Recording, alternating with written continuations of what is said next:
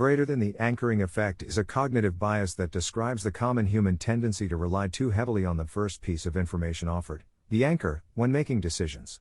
During decision making, anchoring occurs when individuals use an initial piece of information to make subsequent judgments. Once an anchor is set, other judgments are made by adjusting away from that anchor, and there is a bias toward interpreting other information around the anchor. Greater than Harvard Business Review article. Have you ever wondered why does a small pizza cost 2/3 of large pizza but weigh only half of large pizza? Why is a Grande looks more compelling as an offer to large and small cups? Why Happy Meal is pocket friendly than 2 burgers and a fry? On what basis do consumers give product ratings? As the stated above, we humans are wired as such that we surround our buying decision on the first piece of information our senses pick up, the cognitive bias.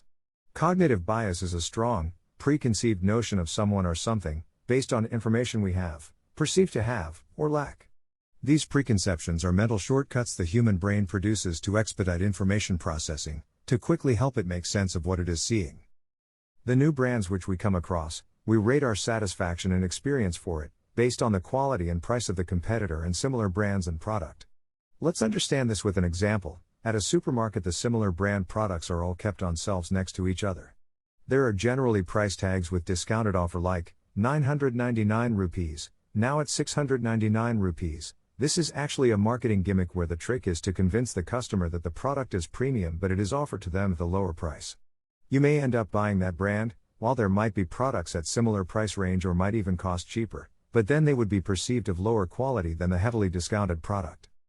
The comparison doesn't only exist between the brands, but it is present between the different variants of the same brand itself. Starbucks has an interesting pricing. It sells coffee in 3-cup sizes: small, tall, and Grande, where tall costs 25 rupees to 30 rupees more than the small, and similarly Grande costs more than the tall.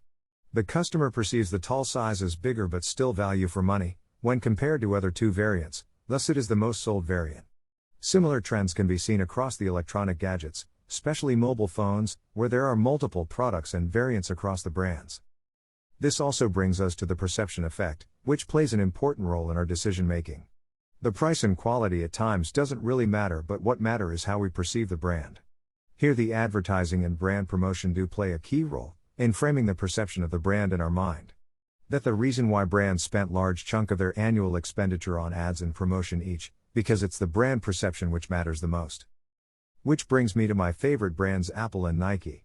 Apple never denied giving off expensive products in the market, but it has successfully positioned itself as the premium brand, known for its reliable and latest innovative technology, as put in its headlines, "Think different, the power to be your best." Nike's panache is well reflected from its comfortable yet chic designed sportswear, with its tagline and logo, "Just do it," makes you feel you are the unstoppable champ. Apple Think Different ad.